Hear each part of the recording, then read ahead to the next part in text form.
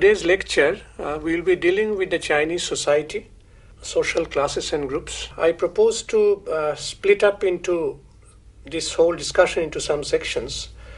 First of all, there will be an introductory part, followed by the Chinese social classes and groups. And here I will be dealing with the peasantry, artisans, and other toiling people. Then there would be landowning gentry or the scholar gentry, and then the merchants. That is one section. Now, China, as we all know, is one of the largest countries in the world, and her territory being about the size of the whole of Europe. It is also the home of 56 nationalities, and majority nationality is a Han nationality, which comprises more than 95% of the Chinese population. And the other 55 nationalities are all minority nationalities, comprising the Mongols, the Hui, the Tibetan, Uyghur, Miao, Yi, Uzbek, and many others. Now, there are two important features of Chinese society. One is that China continues to enjoy the longest historiographical tradition in the history of the world. That is one thing. And the other part is that of all the feudal societies or of all the pre-industrial societies in the history of the world, China had the rare distinction of experiencing the feudal epoch, going through the feudal epoch for the longest period of time, surpassing all other countries. Now, the overwhelming majority of population, of course, consists of the peasantry, and the peasantry, along with the artisans and other toiling people, they stood at the bottom of Chinese society, and they constituted the exploited classes, the ruled classes in China. And at the top of the Chinese society, there was a landowning class, military oligarchy, and the gentry, which were also known as a scholar gentry. Actually, it was the gentry, landowning gentry, which constituted the main ruling class in China. And apart from this, there, of course, were the merchants. Merchants got a lower rank in the social hierarchy, but they were affluent, no doubt. They were economically very powerful, no doubt.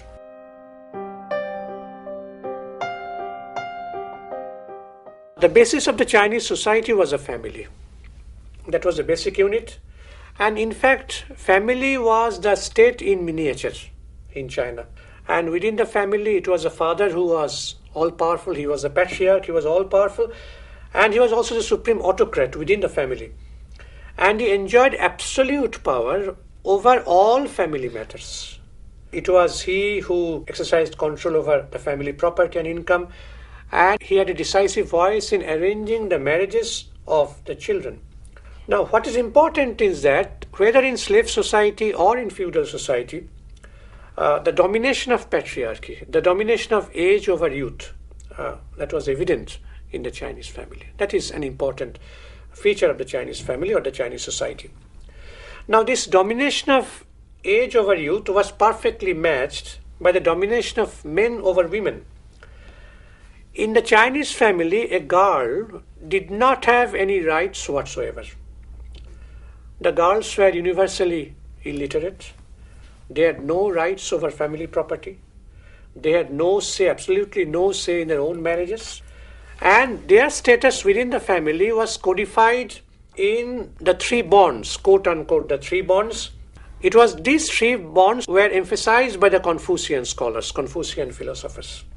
And these were, one was the bond of loyalty on the part of the subject to the ruler, the bond of filial obedience on the part of the son to the father, and the bond of chastity on the part of the wives, but never on the part of the husbands. This was the family, Chinese family. Coming to the peasantry, they constituted the overwhelming majority of the Chinese population, and it was not an undifferentiated class. It was split up into at least four sections. We have the rich peasant, we have the middle peasant, we have the poor peasant, and we have the landless peasant. And most of the peasants were under the grip of landowners who subjected them to exploitation of various types. One of the main forms of feudal extraction was exploitation was the extraction of rent. That is quite common everywhere else, not just in China, but in all other feudal societies. And the extraction of rent by the landlords to the maximum possible extent was the typical form of feudal oppression. And in fact, the peasantry was exploited to such an extent by the landowners that they were deprived not only of their surplus product, but also a part of their necessary product. That is, surplus product is that which is something above what was needed for his basic subsistence. And the necessary product was that what was the basic minimum needed for his own subsistence. Now, the surplus was, they were deprived of the surplus, and they were also deprived of a part of the necessary product. That was the situation. And the Chinese feudal system created its own tax collectors, its own courts, its own police system, all of which served the interests of the ruling classes in China. It was always the oppressed sections that were at the receiving end. That was a common feature. Joseph Needham, in his monumental study on science and civilization in China, has suggested the term bureaucratic feudalism while he dealt with Chinese feudalism, because he feels that there was a unique combination of economic and political power in China. Besides peasants, the artisans formed another important group in the social hierarchy. And here we have the town-dwelling artisans. We have also the village-dwelling artisans. Now, town-dwelling artisans formed themselves into guilds. Guilds were there in every country of the world, you know. And it was they who exercised control over production and marketing in each professional sector, such as weaving, shoemaking, bamboo handicrafts, gold working, and so on and so forth. And besides the town-dwelling artisans, there were part-time rural artisans who devoted one part of their time to artisanal production and another part to the cultivation of the soil. So there were part-time artisans and part-time peasants. As in our country, as in India, there was a blending of agriculture and handicrafts in the countryside of China. And apart from the artisans, there was another large section in rural society made up of day laborers, the vagabonds, the boatmen, the peddlers, and porters, who also constituted part of the exploited classes in China. From the ancient days, China witnessed the emergence of a new social class of a very different type, which could not be seen either in India or in the West. This social class is known as the gentry class, which actually formed a ruling class in China. And they were also known as scholar gentry or scholar officials. This Chinese gentry should be distinguished from the European gentry, or let us say the British gentry.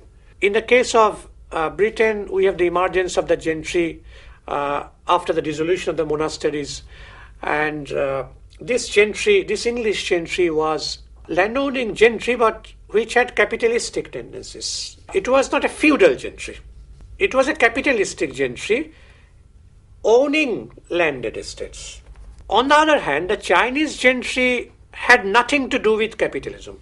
The Chinese gentry was a typical feudal gentry, feudal in character, and J.K. Fairbank holds that the Chinese gentry could be understood only in a dual political and economic sense, as connected both with land holding and office holding. They had economic power and political power, both of them. And actually, they constituted the ruling class in China, and they exercised control over power, over knowledge, and also over land. The point is that in practice, individual members of the gentry did not possess or did not hold all of these resources or in equal quantities. There were some educated people who failed in the Confucian examinations, and there were still others who refused to take the Confucian examinations. Side by side, only a limited number of the gentry became office holders, got top official posts, doing political and administrative duties. Now, as for the ownership of land, it was no doubt the main source of economic power in ancient China, as also in medieval China, no doubt. And it was generally possessed by men who had Confucian degrees. That is, who had passed a series of Confucian examinations. But side by side, there were also members of the gentry, there were also landowners who had no Confucian degrees. And there were also impoverished scholars.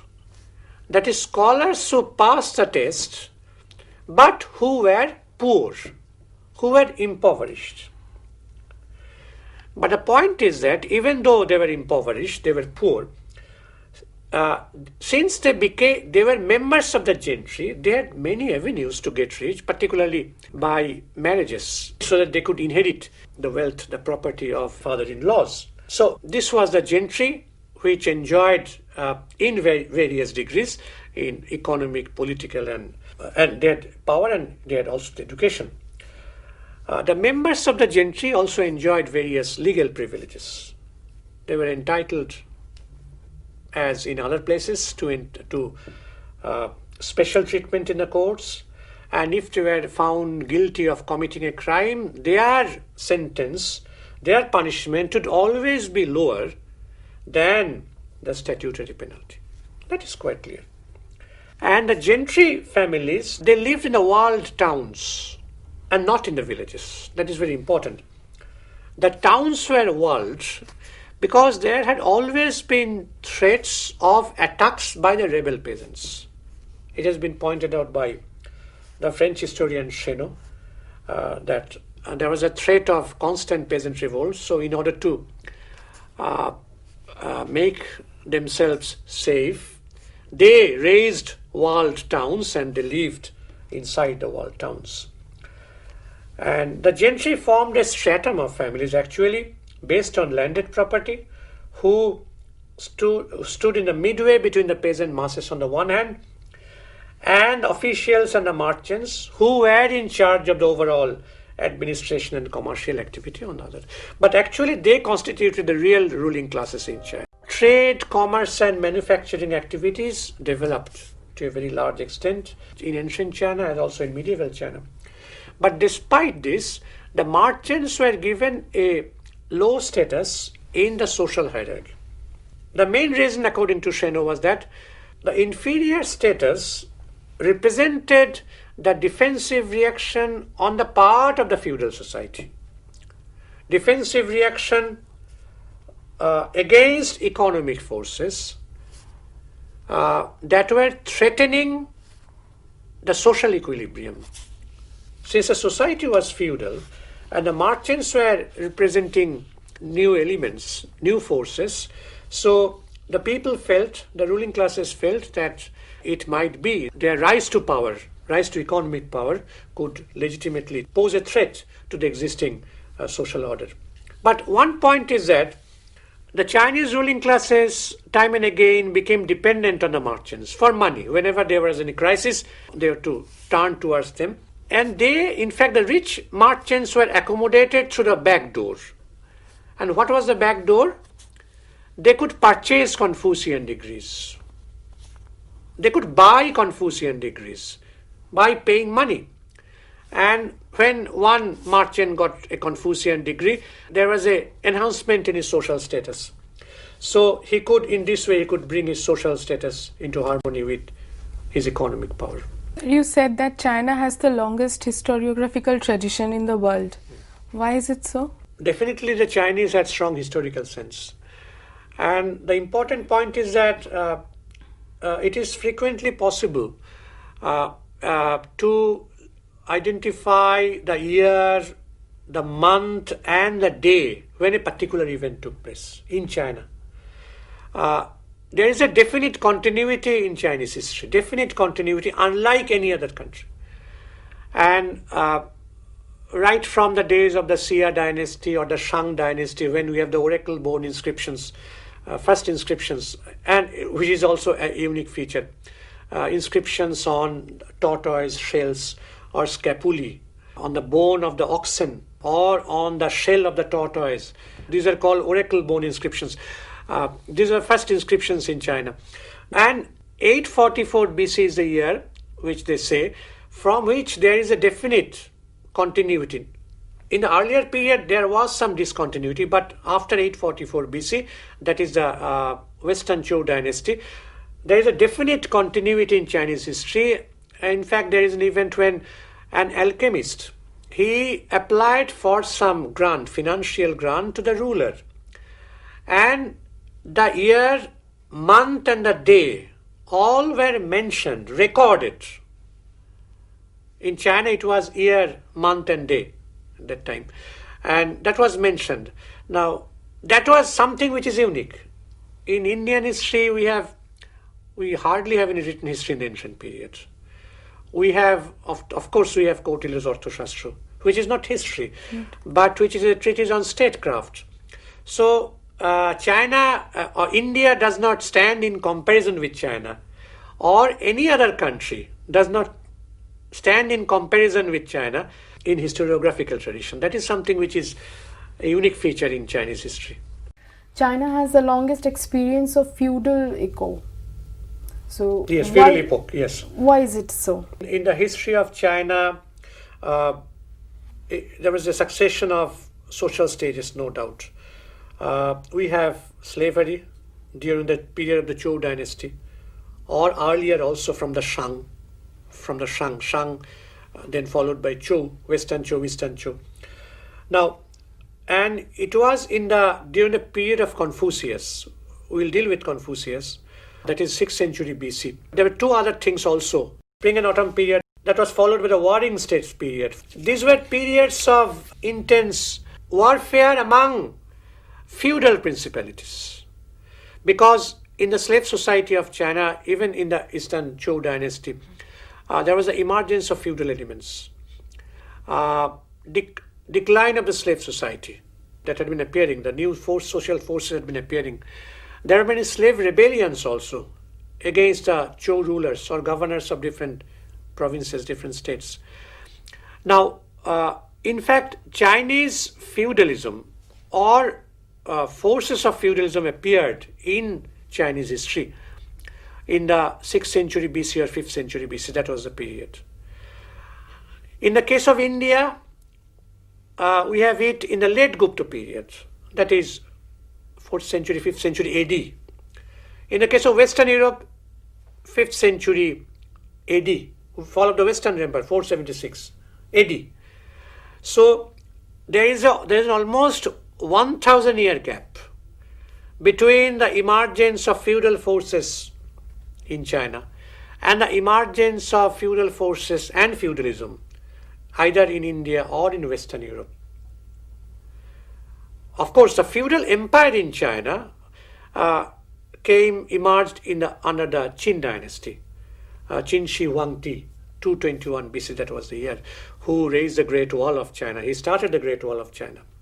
So this is a rare distinction, and it is because of this that class contradictions were very sharp in China. Class contradictions between the feudal lords and the serfs or the peasants, that was very sharp. And that is the reason again, which is another important feature which I have not mentioned. And that is, in China you have the largest number of peasant rebellions in the history of the world. Because it had passed to the feudal stage, experienced feudalism for the longest period of time. And that is the reason why class contradictions were very sharp, very intense.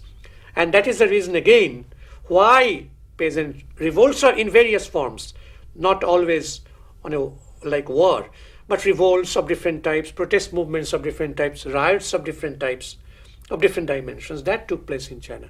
So that is something which is not seen in any other country of the world.